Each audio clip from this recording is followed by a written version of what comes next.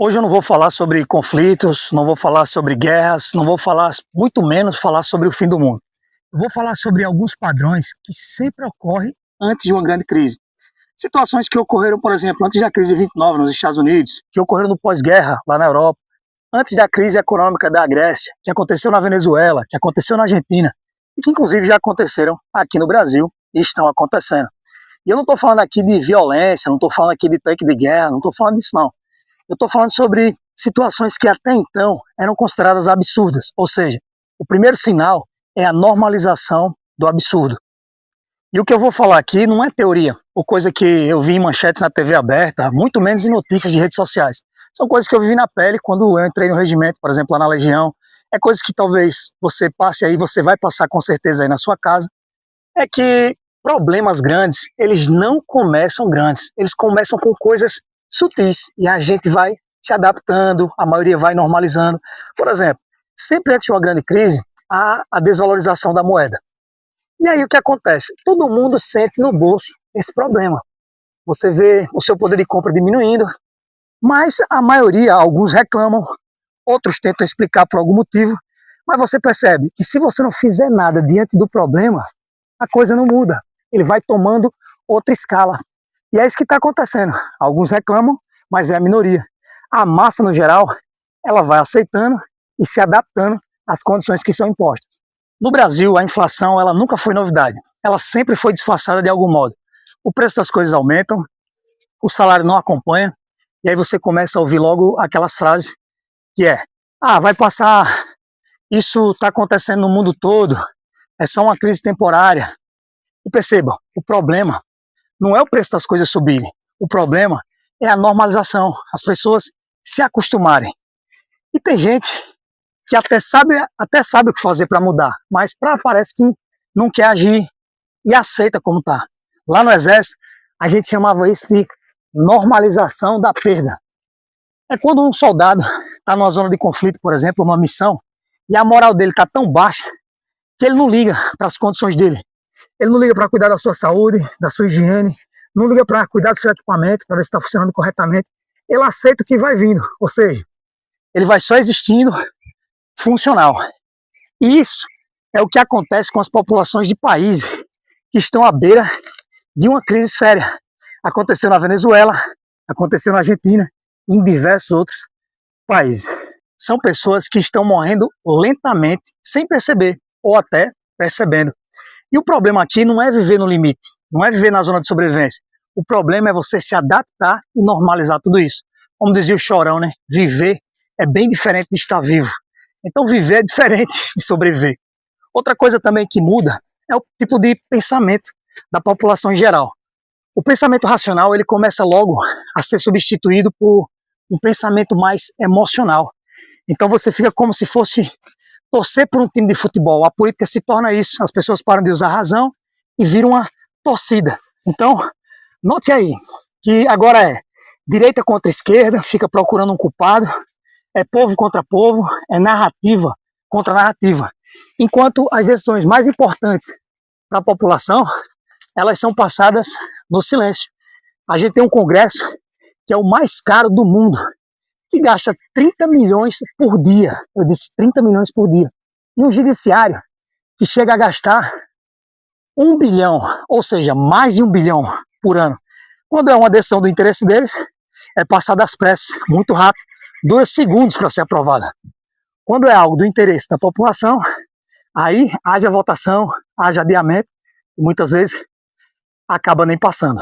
Toda crise profunda, ela começa com a distração emocional. Quanto mais barulho, menos atenção ao que realmente importa. É carnaval, é festa, é a política do pão e circo sendo aplicada na prática. Dê a eles o mínimo para que eles possam existir, dê muita distração e eles jamais vão se rebelar. E note, o sistema, ele não quebra de uma só vez. Ele vai rangendo, ele vai sendo precarizado aos poucos. Observe como é que está a nossa educação. Analise nossa saúde. Saneamento básico, que na maioria das cidades sequer existe. Distribuição elétrica, quando ela funciona bem, o preço vai sempre sendo elevado. Nós somos seres humanos e estamos agindo como réptil. Os répteis, eles adaptam sua temperatura corporal ao ambiente. Por exemplo, para matar uma rã, se ela cair na panela, basta botar a panela no fogo. E aí a temperatura vai subindo, a temperatura da rã vai se adaptando e ela morre sem perceber. E é isso que está acontecendo com a gente. E mais, tem pessoas que ficam ainda esperando uma confirmação.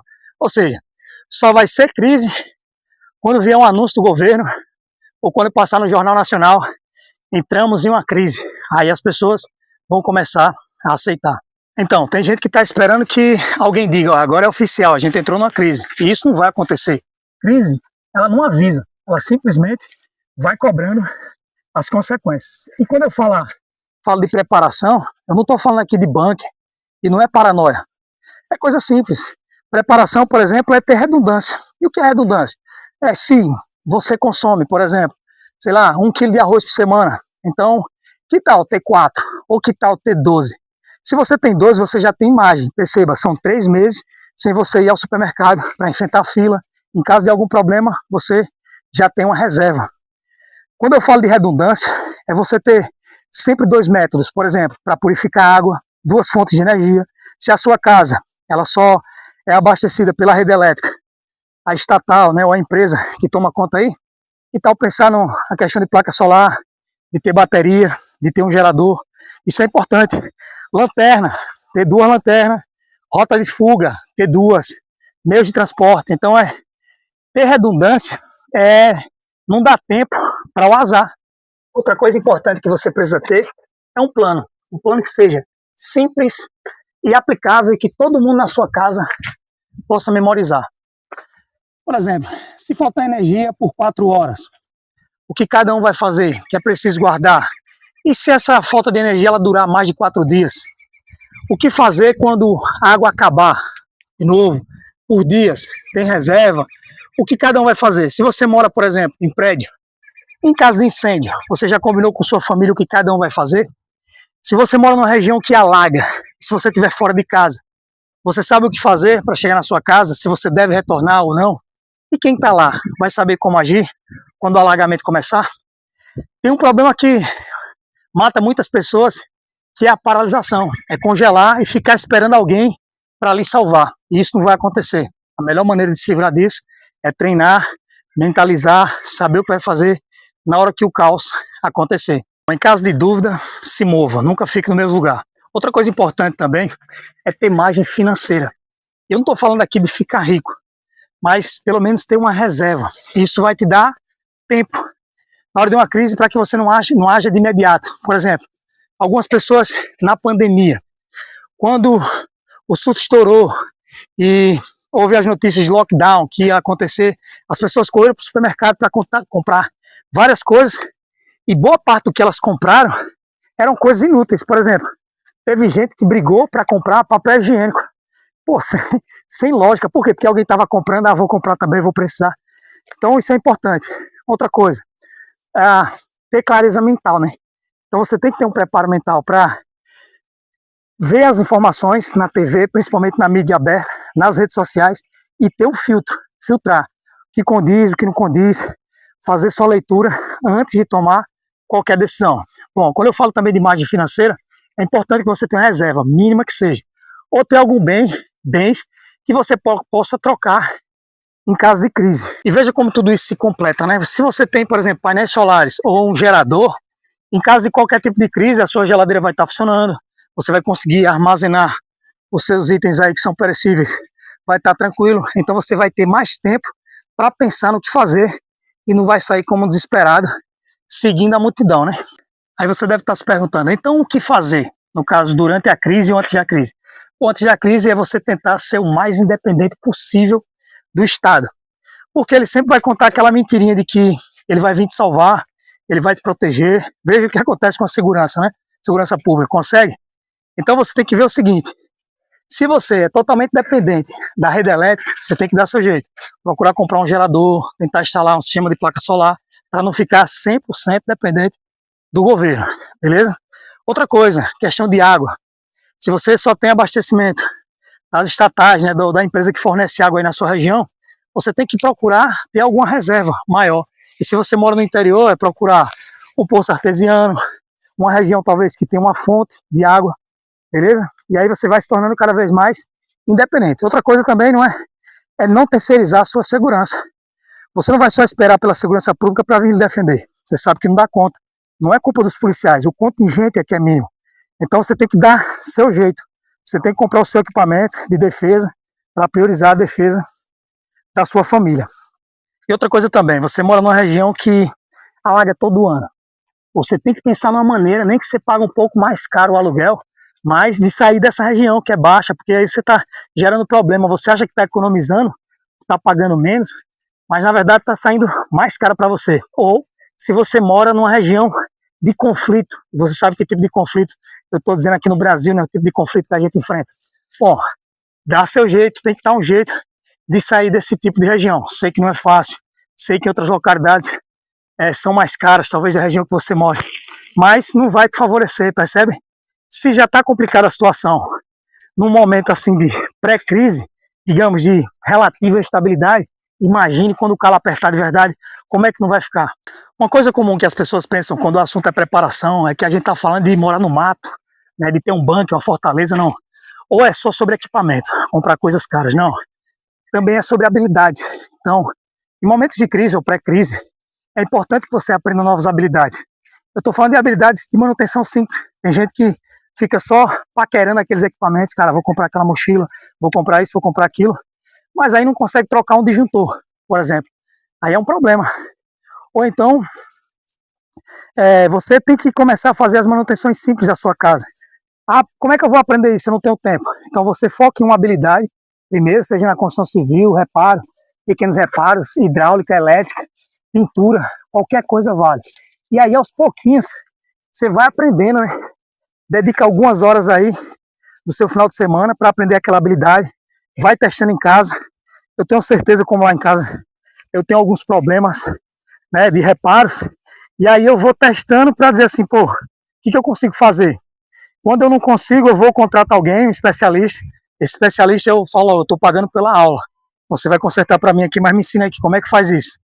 Então aí você vai aprendendo, porque na hora da crise, cara, e em vários outros lugares aí você vai ver que o diploma, ele não conta muito, né? O que conta é o que você sabe fazer. E isso é sobre fortalecer a sua mente. Lembre, conhecimento acumulado é a única coisa que o governo não pode colocar imposto, ele não vai tributar.